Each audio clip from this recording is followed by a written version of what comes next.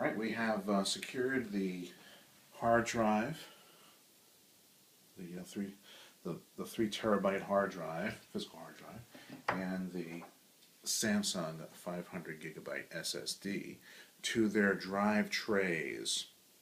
All right, so they're all properly positioned, remember, so that we have the connectors here that will go right into here, right into the hot swap bay and make connection back there, and that's that.